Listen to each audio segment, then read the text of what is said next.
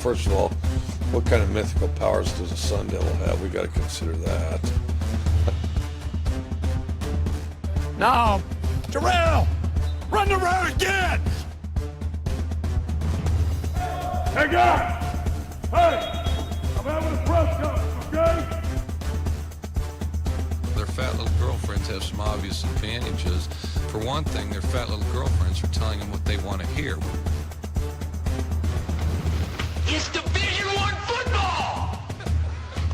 It ain't murals!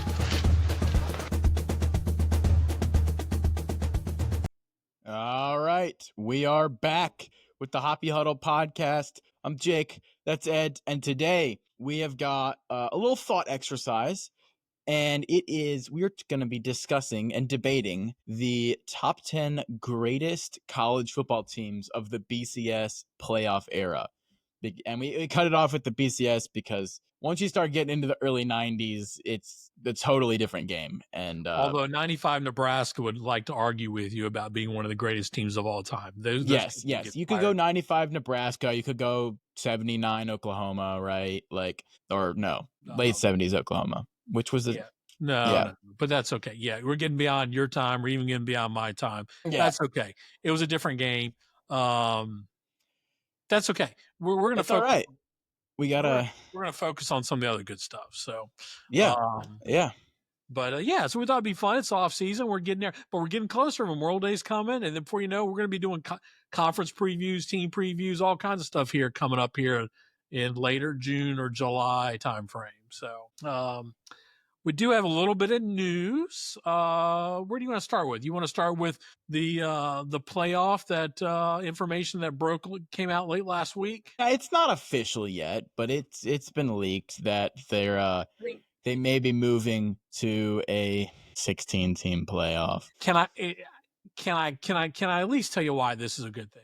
Sure, you can lie to me. Okay, you have to already accept that the playoffs here. We're not going backwards. Okay. Yeah. You just have to accept that. Okay. Let me tell you why this is a good thing. Because go back to last year. We had Texas and Georgia play for the SEC, and we had Oregon, Penn State play for the Big Ten.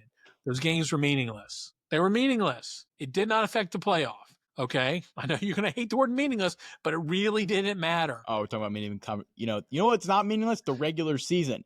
And you know why it wasn't meaningless? Because we did have a playoff. We are going to change conference championship weekend now. We are going to make that weekend value, and we're going to make the regular season more valuable now, Jake. Oh, yeah, because we've got to inject false value into the games that we made unvaluable because we added more games. Because what's going to happen is Texas and Georgia in the SEC scenario, they wouldn't be playing. They would have already clinched the 1 and 2 spots. Yeah, and the solution to rising prices is just to print more money, because then everyone has more money to spend. Because the solution to the playoffs but having meaningless games is to just create more playoff games. They made the conferences bigger. They made the conferences bigger, and this is the result. So we're not diluting it because they just added more teams. If these were 10-team conferences, I would agree with you. These are not. These are 20-team conferences now. These conferences are huge. And to make the conferences work, you're going to have to split them up into smaller divisions and have maybe mini conference championships between that. And listen, I'm telling you, going in when this thing kicks off. So if any listeners out there, basically, they're going to get 4 automatic qualifiers to the SEC, 4 for the Big Ten, 2 for the ACC and Big 12. So the reason this is going to matter is the Big Ten, all these conferences are going to have, instead of conference championship games, they're going to have conference play-in games. So, like, for instance, the SEC, your 1 and 2 seed this is all potential. We don't know. This is not finalized, but it seems like it's headed this way. So 1 and 2 in the SEC will automatically get one of those AQ spots. And then you might have 3 versus 6 and 4 versus 5. So think of the battle down the stretch like you would in the SEC for those 4, 5, 6 spots.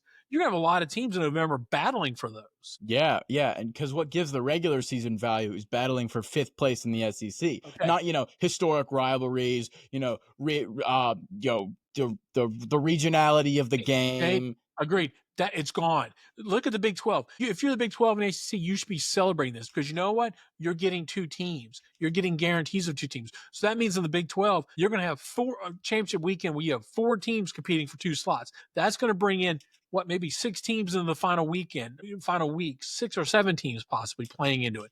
That is giving this big Big 12 conference, what, how many teams in the Big 12 now? 18? Yeah. You know what we're going to get? This is not going to make them more meaningful. You know what it's going to get? We're What? going to get conference championship game opt-outs is what we're going to get. No way. There's not going to be any opt-outs because you're going to be fighting for playoff spots. No, because some SEC team that won all their games is going to be like, well, we're already in and we're going to get the bye no matter what. So They're not going to get the bye. It's going to be an automatic. Do you think the 3 seed in the SEC, they have to win and beat the 6 seed to get that automatic qualifier? Yeah, and what about the 1 seed? The 1 seed seed already gets it. They already have it. They're not playing that weekend. The 1 and 2 seeds will not be playing that weekend. They already clinch it. Whatever. I'm telling you, Jake, you got to get on board. It's all a scam. It's not a scam. Burn it all to the ground. This is entertainment. This is going to give us more exciting football in October, November. Yeah. Mouthpiece for the corporation. Listen, I'm going to sit back with my popcorn and I'm just going to eat it. Yeah. Well, you all know I'm a playoff hater, so this is not going to be news, but this is good. Hey, listen, this also maybe gives a path for the ACC to like hang around. If you're Clemson and Florida State, maybe got guaranteed spot. Yeah, we'll see. Maybe. Who knows? Well, we also got a little bit of other news that happened this afternoon. The number 1 overall player in the 26 recruiting class, 5-star offensive tackle Jackson Cantwell. This is not number 1 tackle, number 1 overall player, committed to Miami over Georgia, Oregon, and Ohio State. Yeah, that was a big signing. That is huge for Miami. Mario Cristobal, former offensive lineman himself.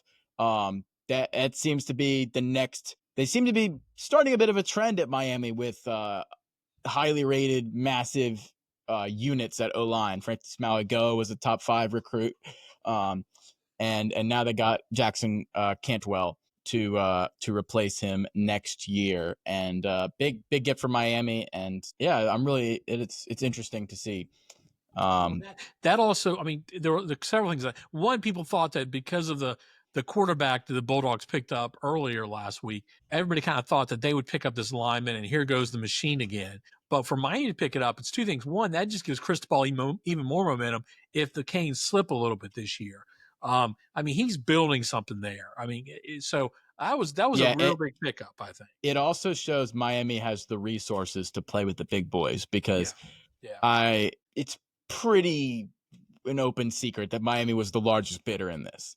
That's not really pretty much everybody knows that, and to be outbidding Ohio State, Georgia, and Oregon that's an accomplishment. The other thing that so that was big news. The other big news today is we started getting leaks, but just news about week 1 television rate time slots for the college football games. So it looks like that Death Valley matchup, LSU at Clemson, is going to be prime time, 7:30 p.m. Saturday, August 30th. So, and I think we all thought that was probably going to be. Yeah, I mean, shocker, right? It looks like Texas, Ohio State is going to be noon on Fox that Saturday. They're not going to compete with LSU Clemson. We're going to Sunday night, August 31st, we're getting Notre Dame at Miami. So that same weekend, we're going to get those games. Man, that's a great opening weekend. Yeah. They're going to give us the Alabama game. Alabama's going to Florida State that weekend. They're going to give us that Saturday afternoon in the 3:30 slot, which actually makes a lot of sense. They're not going up against Texas, Ohio State, and they're not competing against LSU Clemson. So they're going to slide Bama in. They'll get good ratings because it is 2 good ratings draw. I think we expect Alabama to win that game pretty easily. Yeah. We're going to get Bill Belichick and TCU, Tar Heels and TCU on Monday night. And we got some other games, some other interesting games. The one I haven't seen yet is the Baylor-Auburn game. I guess is Fox doing that game? They must be because Fox has their Friday night college football. So they must be. They're the ones. They always put one game on Friday night, usually Big 12. Yeah, but Georgia Tech, Colorado is ESPN has on Friday night. So I'm assuming Fox has got the Baylor Auburn game Friday night. Yeah, that would make sense. And that's again a great interconference matchup, out of conference matchup for those squads. So we got a lot of good games. Tennessee's got Syracuse. That's going to be Saturday at noon. Although I think everybody's eyes will be on Texas, Ohio State. So. We're starting to get these times together for this first week, which is exciting. I think we got 13 more Saturdays, something like that. So we're not far off. We So, are not far off. all right.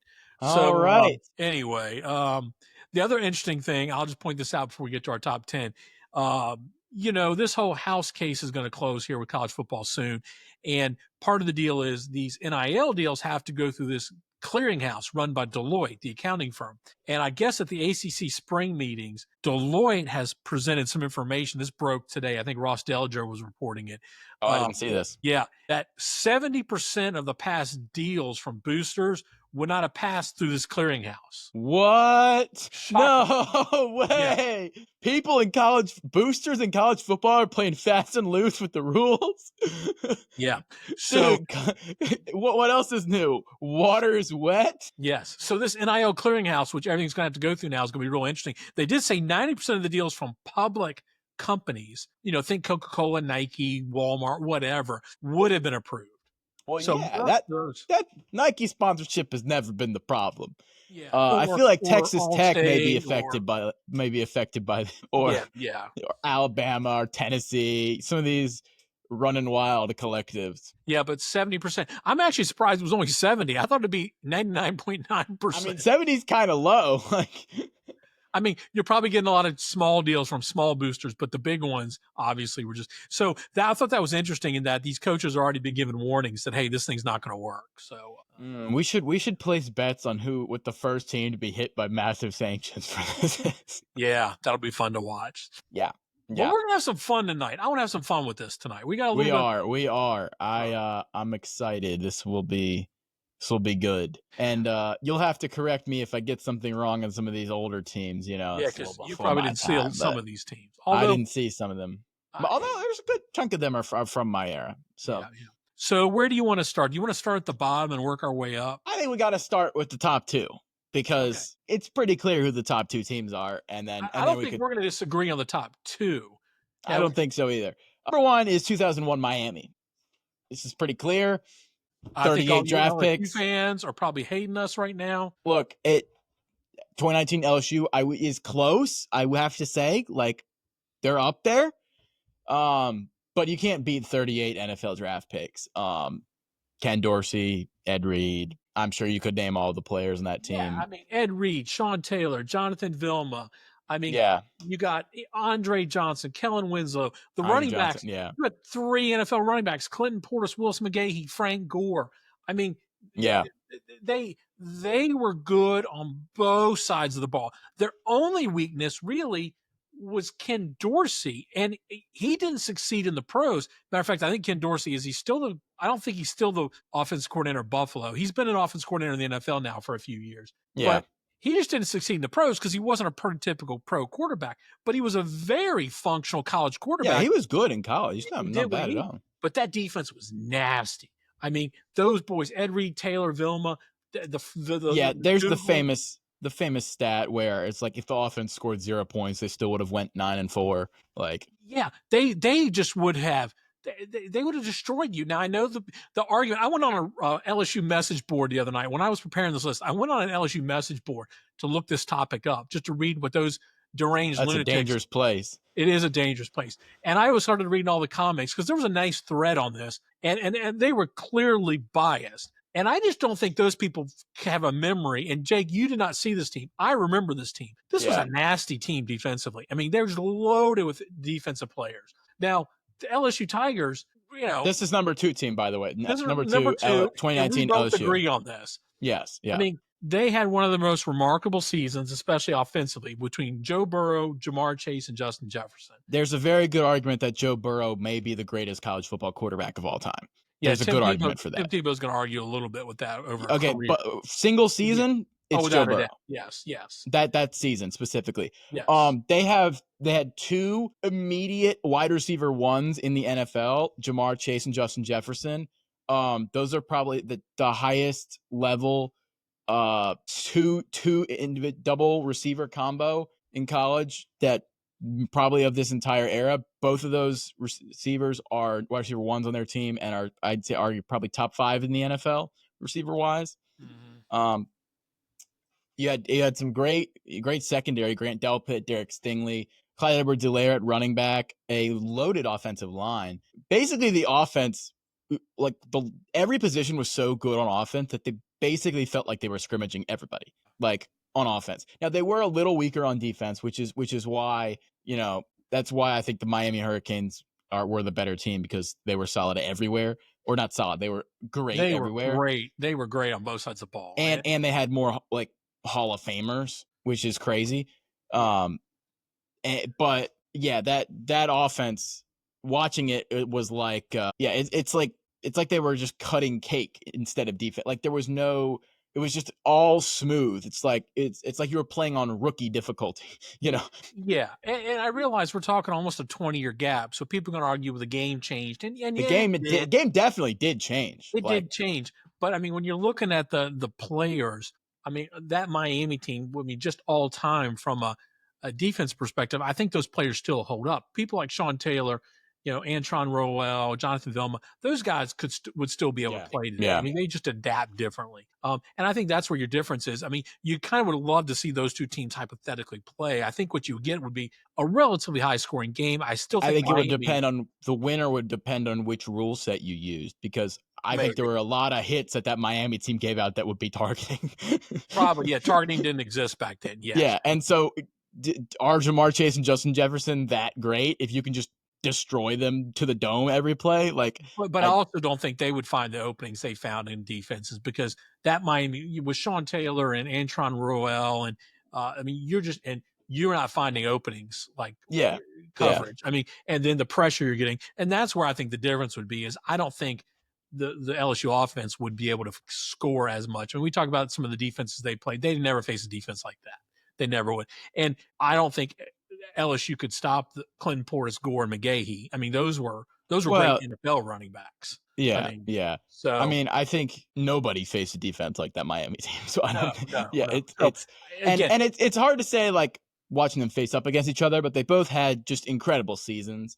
The Miami win. People will pick apart Miami season because they'll say, well, they didn't play that many tough teams. Well, they were in the Big East, okay? And so sometimes, like, the Big East was the weaker of any of the power conferences. LSU definitely, I think, had the tougher schedule, but correct, no doubt. They blew through top 5 teams like it was nothing. And eventually it got to the point where they were beating top 5 teams, like, just because someone had to be in the top 5, right? Like, because they'd already beaten all these. So it's like, but yeah, and I think Miami got bored at times too. I mean, they just, you're going to win. I mean, I think some teams fall prey to that sometimes when they know they're going to win every game. What's the point? I mean, they beat Florida State at Doak Campbell 49-27. I mean, that was like Florida State was ranked 13th, and they walked into the Doak Campbell. This was a good Florida State back in the day, and that was their big game to get up for, and they obliterated them. I mean, they fumbled around a little bit with, I forget who it was. Was it? Well, they struggled at Boston College in early November. I can't remember if it was a weather game. It's kind of one of those games where, okay. Then they went Washington was pretty good back then. Washington was ranked 11th. They won 65-7. And then they went Tulane Stadium on December 1st of the year, mind you. Okay. Tulane Stadium. This was Virginia Tech team was pretty good. They beat them. This was when Virginia Tech actually had a football program. And then that Nebraska team was really good that they beat for the championship. Yeah. So it's not like they played a soft schedule. It's just it wasn't as probably difficult as LSU. And like I said, I never watched this team. I watched the U documentary, and I've read the stats and read about this team. You can just tell from like the great all-time players on the team how dominant they must have been. And I think most people would agree these are the two best teams. And I think it's part of, maybe if you're more recent, you're probably going to argue LSU. If you've got a little more history in you, you'd probably argue Miami a little bit, which is the best team. All right. Now's where we may deviate a little bit. I say we go down and start at the bottom. Okay. And work our way back up. All right. Who do you have for number 10? Number 10, I have the 2005 Texas Longhorns. Hey, me too. Really? No way. No way. We have not compared list. This is a blind comparison. I also had the 2005 Texas Longhorns. I kind of got to this point where, like, they were undefeated. Vince Young was unbelievable that season. We'd kind of gotten out of the otherworldly teams. Like I said, they were at the close game in the championship. Obviously legendary, maybe one of the best college football games of all time against USC. Vince Young to the corner. I mean, what can you say? The team, it was Vince Young, unbelievable season. He made that team. Yeah. I mean, Vince Young had been building up into the season before. You knew coming into the season that he was going to be great. They started the season. They went to Ohio State, won a close game at the Buckeyes, which is a good matchup. And then they got into the Big 12, and they just steamrolled everybody in the Big 12. It wasn't close. I mean, there wasn't a single close game the whole season. They got to the Big 12 championship game, beat Colorado 70-3. And so they had been building all year, and there really wasn't much competition in the Big 12. So really, it was early on in the season. You knew they were ranked number 2, and they really never went off their number 2 spot all year. The problem was the number 1 team in the country was the defending national champion USC juggernaut, which we will talk about at some point later, I think. Yes, I think we will. And this USC team was outstanding. This was Matt Leinart, Reggie Bush, that whole roster. So as you said, so they're going up against the Rose Bowl. And I think most people, as good as Texas was, most people still didn't think they were going to beat USC because honestly, USC was just that good. And we got a game for the ages. And I agree. I think it's one of the best games I've ever seen personally. I always rooted for USC. They were exciting. They were fun to watch. I wasn't rooting for Texas. But Vince Young put that team on his back in his game. He willed them to victory. And, great game, right down to the wire, 41-38. And for that, I mean, there are other teams that won in this era that you could argue maybe have better resumes, but it's hard to argue what Texas did that year, and they belong in the top 10. Yeah, I completely agree. All right. So I also had them as my number 10 team. So number 9. Who do you have? Number 9. So I ran into a little bit of an issue with number 9 and 8, and I grouped them together because I kind of couldn't figure out which one to rank above each other, and that's 2011-12 Alabama. Interesting. Okay. You can't argue with the dominance of those Nick Saban teams. I know neither one went undefeated. They both had one loss, right? But if you watch them play, it was like watching like a nature video of an anaconda like strangling an alligator. There was no hope from the first snap for any of the other teams. Both national championship games, 2011, the 21-0 win over LSU, right? Yes. And I remember watching these games with A.J. McCarron as the quarterback. They ran the ball, elite running back play. Eddie Lacy, C.J. Mosley, Trent Richardson, right? Elite running backs, elite long line of scrimmage, suffocating defenses. They obliterated Notre Dame in 2012. This was like the epitome of Nick Saban. And I know I had some will say like, 2020 Alabama. We may talk about them later, maybe not. We'll see. But like if Nick Saban could cook up his perfect team, like I think it would probably be 2011 or 12 Alabama, like just perfect execution, the process is just beating your opponents into the turf. And I fully admit, like I was a Saban Alabama hater in this era because they destroyed every team that you wanted to root for. And like the games were not fun to watch, but this is not the most fun to watch list. It's the greatest teams of all time list. And I think you have to give some respect to the 2011 and 12 Alabama teams. And so I have them as 8 and 9. You can pick your order. That's fascinating because neither one made my top 10. Really? That's interesting. And because that's not even my favorite. I thought I had one Crimson Tide team that made my list, and it was the 2015 team. I thought the 2015 was better with Derrick Henry. I thought that team just beat the tar. They lost one game to Ole Miss, and then they beat up on Georgia. They beat up. I debated them honestly. They beat the tar out of LSU.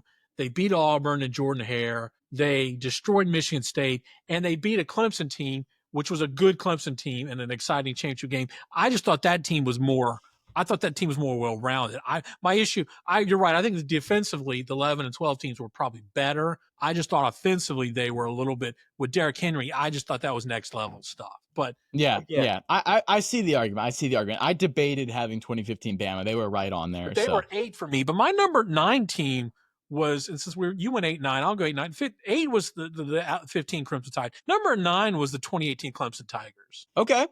Yeah. I think they deserve a spot. I think I believe they were the first 15-0 team. They were since 1898 Yale. Yeah, they were very dominant all year. They were the team. Even they were more dominant than the 2016 won a championship. But that was the Clemson team in 18 was really, it just had a great season, and I think people kind of slept on that, how good that team ended up being. I mean, you go back to their schedule, they went down to Texas A&M and won a tough one in the heat down there, and Kyle Field's always a tough place to play. North Carolina State was ranked. They beat. Yeah, they basically blew out everyone except at Kyle Field. Yeah, and then they get that was it. And with the big kicker being they obliterated Nick Saban's Alabama in the national title game. And that's what not only that, they obliterated Notre Dame too. They had 30-3, 44-16 in the playoffs against the best teams in the country.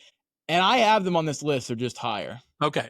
So you have them higher. I think and that's the reason they made my list, is because while the other team won a championship, I just think this Clemson team really showed out when they needed to. So that's why I have them at 9. So you and I just have some different 8s and 9s. So, all right.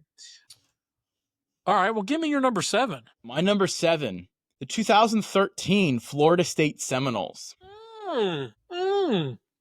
Make the case, because I couldn't get them into the top 10. I mean, dude, Jameis Winston that year was just perfect. Like unbelievable that year. Like, Kelvin Benjamin, fantastic. Like, they had just a fantastic offense. And yeah, they beat Oregon in the semifinal, right? Yeah. And then Ohio. No, there was no semifinal. They just. Oh no, they beat Auburn in the BCS, right? Yeah. Good game in the BCS. Sorry, I got my years mixed up. That was right. You're right. But yeah, so 2013 Auburn, that was a good Auburn team they beat. I just think with Florida State and that offense, I think they can go toe to toe with anybody on that list. I don't know. Jameis Winston. Yeah. I mean, I think he regressed the next year, honestly, but that year he was fantastic. Well, yeah, I mean, here's my issue with with that is I don't think their schedule was as tough. I think they beat up on some teams that had rankings that, like Clemson was ranked and Miami was ranked, but those weren't great Clemson Miami teams. And I think they beat an Auburn team that, quite frankly, was not it was a good Auburn team, but was a little one-dimensional. But every good team they played, they beat by like 30, 40, 50. Like, They did. That was a good year for James. Yeah, I could see where you can get there. I just didn't like number 3 Clemson. They beat 51-14. I just don't think they're beating the number 7. My number 7. I think my number 7 would just destroy them. Okay, fair. You want to know who my number 7 is? Who's your number 7? 2008 Florida Gators. I have them on the list. They're just higher. Okay. All right. Well, okay. So they're one above. Okay. All right. Yeah. If I was looking at 7, I agree. 2008 Florida Gators are higher. Okay. So the 2008 Florida Gators. That's Tim Tebow, peak Tim Tebow, peak Urban Percy Meyer, Harvin. Percy Harvin. That defense. I mean, you could watch the Netflix special. That was a special team. I'm not sure if the Gators. Maybe DJ Lagway could do something special, but that was just a great team to watch. Fun team. All-time team. They lost early in the season. They lost that one game. That's where you get Tim's favorite. Let me go back here. You get his speech where, he's not going to let that team down anymore. I promise, for every game, the rest of the season, Yeah. Right. No, I believe me, I grew up, I was 7 years old in 2008. And, that Tim Tebow and that Florida team are a canon event of my childhood for sure. I mean, they elite team. They lost that game to Ole Miss 31-30, and 2 weeks later, number 3 LSU comes to town and they beat them 51-21. And that team, Yeah. and that's when they start to roll. Then they whoop Georgia in the cocktail party. I mean, Georgia was ranked 8th and they beat them 49-10. And that team just rolls the rest of the year. Florida State wasn't a match. They beat a pretty good Alabama team. That was one of Nick Saban's, I think that was Nick Saban's first team to the SEC championship. They beat them 31-20. And then Oklahoma wasn't much of a challenge. That was not a great Oklahoma team. It was an okay Oklahoma team. I remember that game. The funny thing I remember about that game is we lost power that night. And I'm sitting there trying to figure out how to listen to that game on the radio because I wanted to watch the game so bad. Yeah, I don't remember watching that game, but No, I remember the team. The power went out. You were sleeping. I was sitting there trying to listen on radio. But yeah, I think that team was a pretty special team. Yeah, I agree. All right, so who's your 6? My number 6. Now, let's not call recency bias in here. I got the 2022 Georgia Bulldogs. Really? Okay. Yeah. Make your case. Make your case. Yeah. So, that was the repeat from the 21 and 22, repeat champions. They started the year by beating a pretty good Oregon team 49-3. They never really were challenged. That was the year, remember, they were number 1 most of the year. Then and we're beating everybody. They remember all the hype. Tennessee got on a roll, and Tennessee actually flipped spots with them. And then they went in and just beat the crap out of Tennessee. I forgot about that. For early November. They resumed the number 1 spot. And then they played LSU, and that was Brian Kelly's first year. They beat the crap out of Jane Daniels and LSU. They beat an Ohio State team, which I think was actually a pretty good Ohio State team in the semifinals with that kick at midnight, and then pounded TCU. I think that team was, you go back now, that team was loaded with NFL defensive players. Oh, yeah. Brock Bowers, Ladd McConkey, Stetson Bennett. Stetson Bennett's not going to be a great NFL player, but you look at just some of the talent offensively on the lines, on the defense. I think when all is said and done, we're looking back at that team 10 years from now. I think we're going to be surprised at that team's going to stand up well in history. I think is one of the better teams. Honestly, you may be right there. I think I in trying to avoid recency bias, they don't have them on my list, but I think they may deserve an inclusion. Well, if anybody's going to have recency bias, I wouldn't have it. You think it would be me with seeing some history. Unfortunately, I do have a little bit of it. I just think when I started looking at it, I didn't want to pick them, but then I started looking at the numbers and looking at what they did. I'm like, and I didn't pick the 21 team. I thought the 22 team was better and more dominant. Yeah. Yeah, not a bad selection. I had 2008 Florida Gators as my so my they 6. made the 6 on your list. Okay. Yeah. All right. Who's 5 for you? 2004 USC. Okay. Matt Leinart, Reggie Bush, White, right? Glendale White. Yes. Glendale White. Yeah. Unbelievable team. One of the greatest of all time. They obliterated everybody, and they had ended up going into the next year with one of the longest winning streaks in college football history. I don't even remember who they beat. Again, I didn't watch this game, but who did they beat? I'm trying to remember 2004. Who did they beat? It was Oklahoma. Yeah.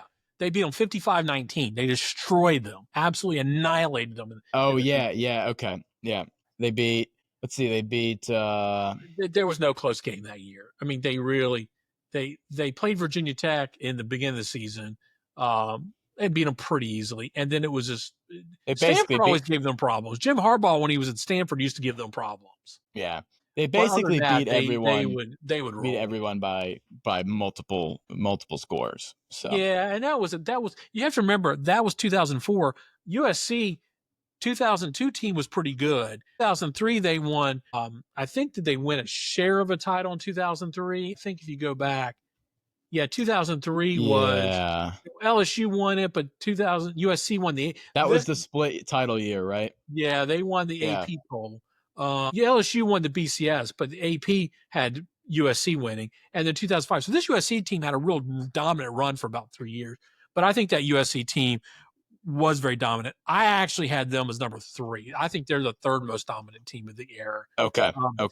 the pros they kicked out on defense as well as offense. I mean, Matt Leinart didn't go on to have a great pro career. You know, I always wonder if he'd have been on a different team. Sometimes people get drafted and they get put on teams and it doesn't work out well. Who did he get drafted by? Arizona Cardinals. Yeah. And the Cardinals weren't very good, and he struggled, and he ended up bouncing around a little bit. I think the Texans, he ended up on the bench on the Texans for a little while. Reggie Bush had a good pro career, not a great one, but Reggie Bush was electric. The best player I can describe in college is, Ashton Genty this year reminded me of Reggie Bush, just electric on the field. Yeah.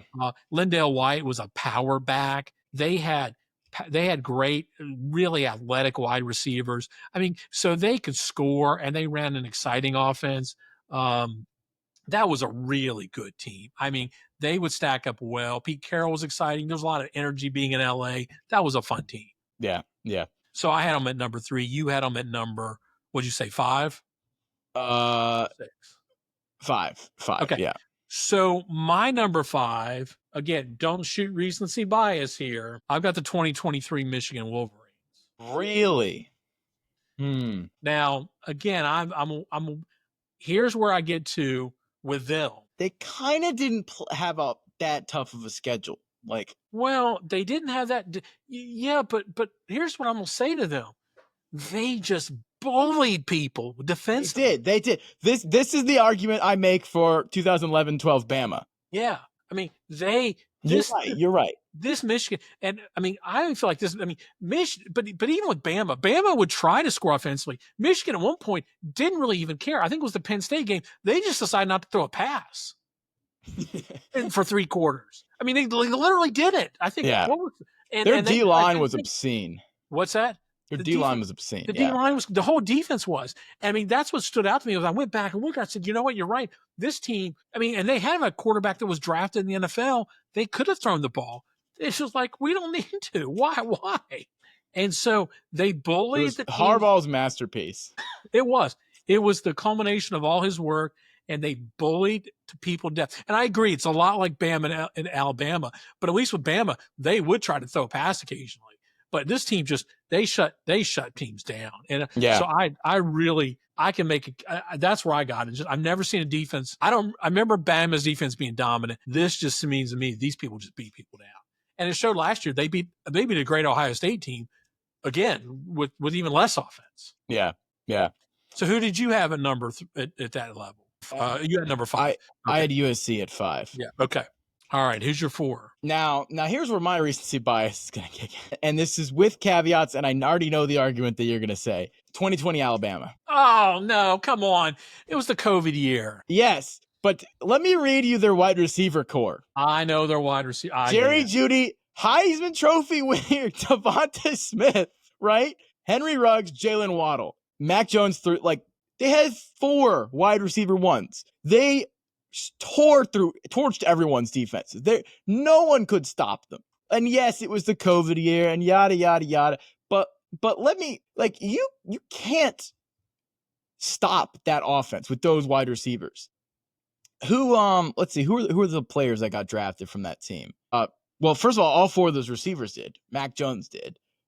Some of the teams that they beat a ranked A&M team 52-24. They beat number 3 Georgia 41-24. They obliterated Auburn. They obliterated number 7 Florida 52-40. Well, they didn't obliterate them, but they scored 50, right? Yeah. Killed the Notre Dame team, and then killed, in my opinion, what was a good Ohio State team in the national title game, 52-24. They scored 50. They scored 50 points in 1, 2, 3, 4, 5, 6, 7 games, and they scored over. The lowest total they scored was 38. You could not stop that team. It was unbelievable, and their defense was okay. It wasn't as good as their offense, but their offense was so unbelievably good. I just don't see any team below them being able to guard all 4 of those wide receivers. Even if you have NFL corner, you have 2 NFL corners. 2 of those other guys are still getting open. Yeah, and they had a good O-line to protect Mac Jones. Mac Jones, I think he set the record for the highest season-long pass efficiency of any quarterback ever. Just unbelievable. Yeah. I hear know you. what you say about the COVID year, but I get it. I struggle with the COVID year, and I kind of just discount. I get your argument. It's a good argument. They were incredibly talented. They did dominate. I just always wonder how many of those games were messed up because somebody couldn't play. yeah, I mean, maybe, yeah. So, You and I can think, make that and argument. hats off to Nick Saban for getting them organized and ready, getting that team. I mean, that's the kind of coach you want Yeah. in a COVID year.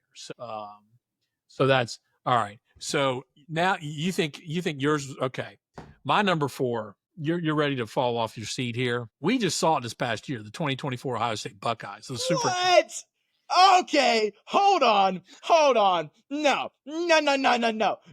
I am not standing for that nonsense. Okay, they went through and beat every single team like a drum in the playoffs. They beat Tennessee, they beat Oregon, they beat Texas, they beat Notre Dame. You don't get to be on this list with 2 losses. You don't. Sure you do. In today's No, era, you don't.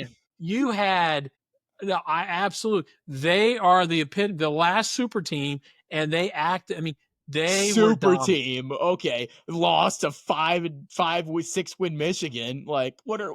I'm just telling you. I think they would stack up well against any of these teams historically. Oh, come on. Oregon beat them. then they Michigan beat them. And they beat them by 1 early in the season at Oregon, and then on a neutral field, they beat them by 20 easily going away. Yeah, a bad Michigan team beat them. A Michigan team that didn't have a quarterback. That's their rival. You know those rivalry games. Yeah. And that wasn't a problem for any other team on this list, okay? Yeah.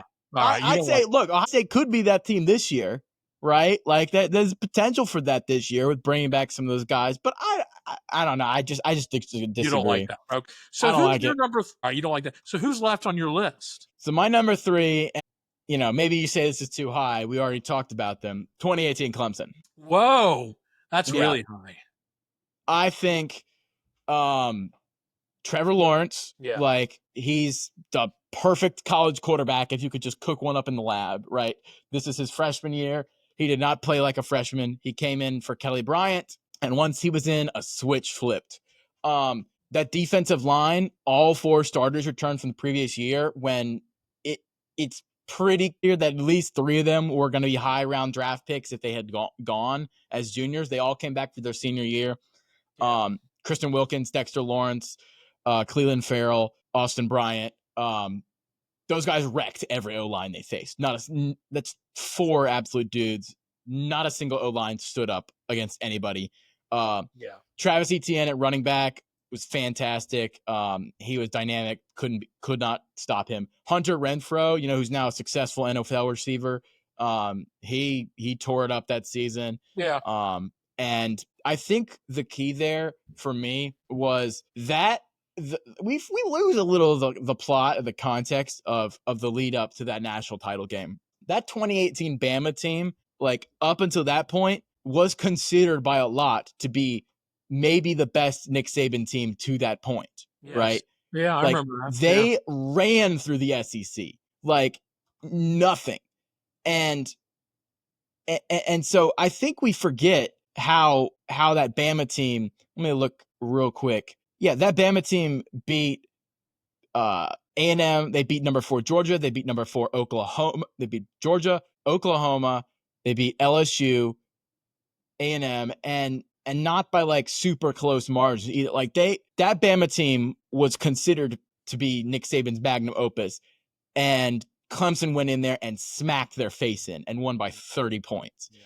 And that's why I have them up there, just because and you could say like the regular season was a little bit weaker, and this is kind of the same argument you can use with the 2001 Miami.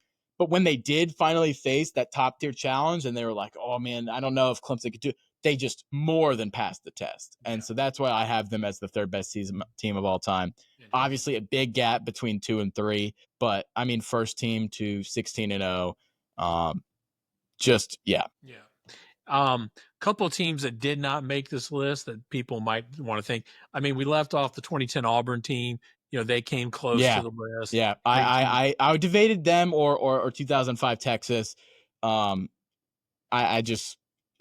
kind of thought Auburn had some close games, and that's probably why I didn't put them on there. The 14 Ohio State Buckeyes is another one. I put them on there too. Yeah. Now, I know who I think. Who is the best team? Now these are all champions we talked about.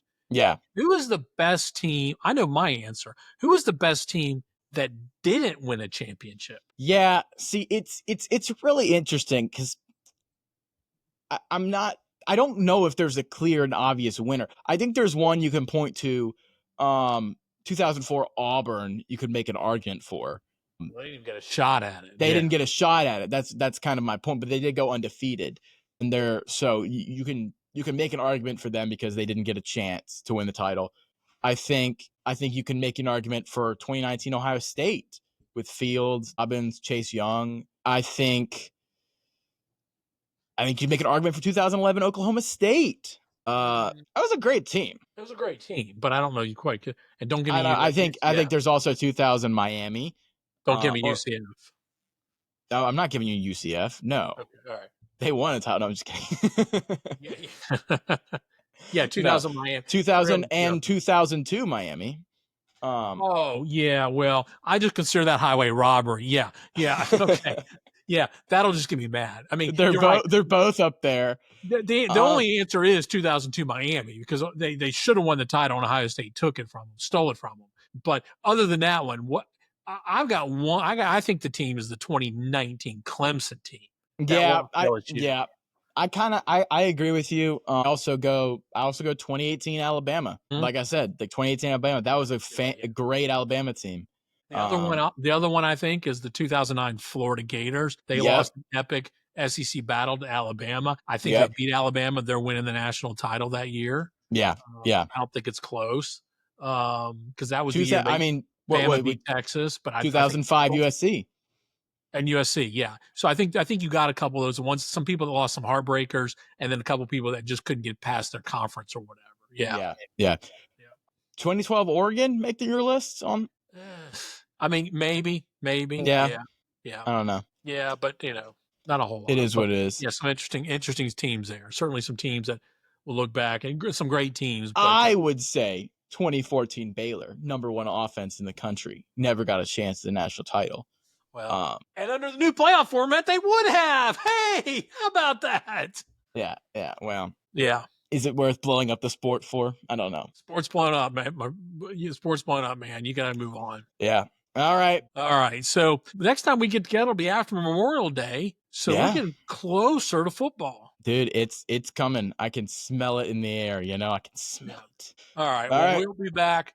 I think tune in next time. We may talk about 10 potential non-quarterback impact players of I'm going to have to dig deep now. Next year. No, any position. Any position. Okay. Any position, non-quarterback impact players for this upcoming season. I think that could be something good to talk about. And we'll give you maybe we'll even throw out some dates here soon of when we're going to start talking about conference previews. Yeah. We'll get into dude. It's almost preview season. Preview season, yes. All right. Well, that's good. Everybody pre-order your preview mags. Yep, they're coming. So all right. Thank you guys so much for watching. Make sure to like and subscribe and follow on all the socials. And good night. Good night, Canada.